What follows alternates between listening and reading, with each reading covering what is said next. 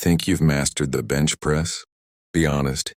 Do you ever feel your shoulders sore, elbows aching, or your chest barely pumped after a workout? Here's the truth. Most lifters mess up the bench press without even realizing it. That means you could be working hard, but building pain instead of muscle. In the next few minutes, I'm going to show you how to fix every single mistake, unlock real strength, and finally bench like the pros do. Stay with me, because once you learn these steps, you'll never bench the same again.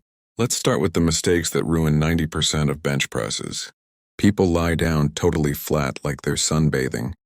No tension, no control. Your shoulders float, your spine's loose, and your body has no leverage. That's why the bar feels heavier than it should. Your body isn't one solid unit, it's a noodle. You've seen it, arms flying out like wings. This is a recipe for shoulder impingement and lost chest activation. Every degree you flare those elbows reduces chest load and increases joint stress. Ah yes, the ego lifter special. The bar drops fast, bounces off the chest, and barely locks out. Sure, it looks strong, but you're cheating the muscle out of real growth. Here's the thing.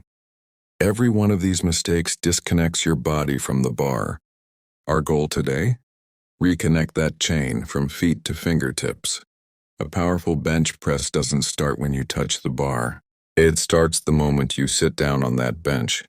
Think of your setup like the foundation of a skyscraper. Would you ever build a 50-story tower on sand? Then don't build your lift on a shaky setup. Let's go step by step. Plant your feet firmly under your knees, slightly back, heels touching the ground. Imagine you're about to push the floor away from you.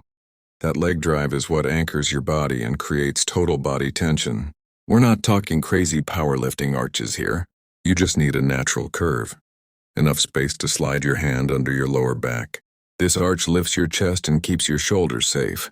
Squeeze them together and down, like you're trying to pinch a coin between them. This tightens your upper back and turns it into a platform for pressing.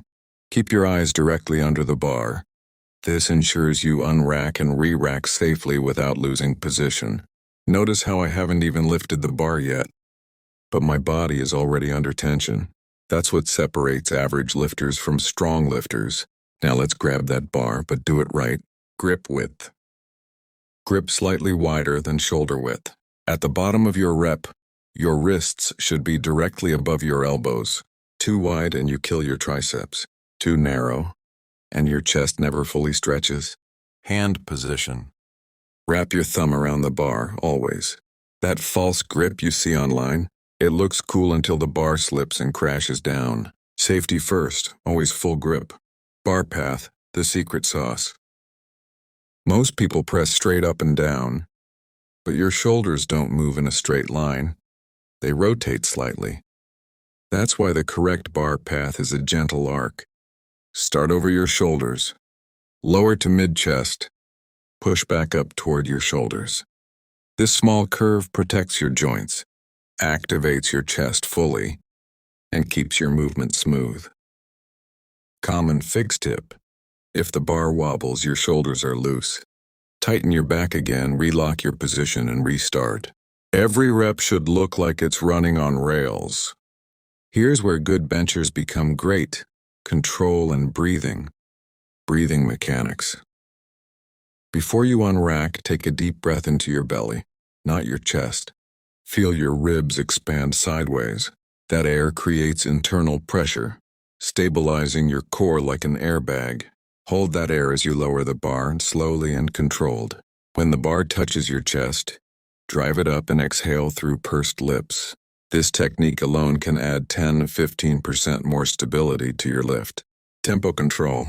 Think 2 seconds down, 1 second pause, explode up. Controlling the negative builds strength faster than throwing the weight around.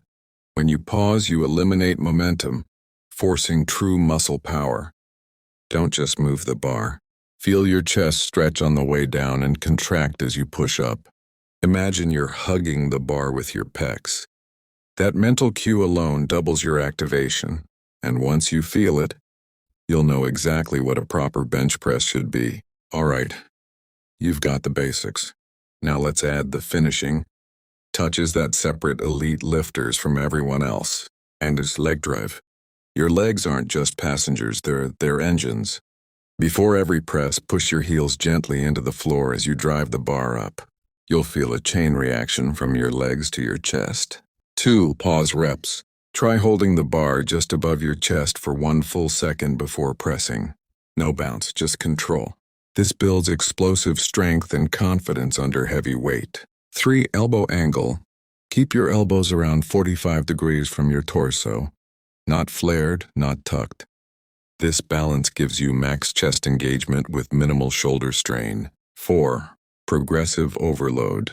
Don't chase big jumps. Add small consistent increases each week. Master form first, then build power. Remember, the goal isn't to move the bar fast, it's to move it well. Let's recap the perfect bench press formula. Feet planted and solid.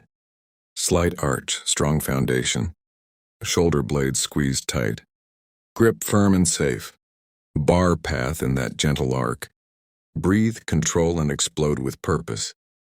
Now here's your challenge. Go do 10 perfect reps right now, lightweight only. Feel your body locked in, your chest firing, and your power stable from head to toe. That's real benching. That's how strength is built. You don't need a fancy gym. You need consistency, form, and focus. Remember, anyone can lift heavy, but true strength comes from lifting smart. If today's video helped fix your bench press, hit that like button, comment Benchmaster below, and tier. Subscribe for more weekly training breakdowns that actually make you better. Train smart, lift strong. I'll see you in the next one.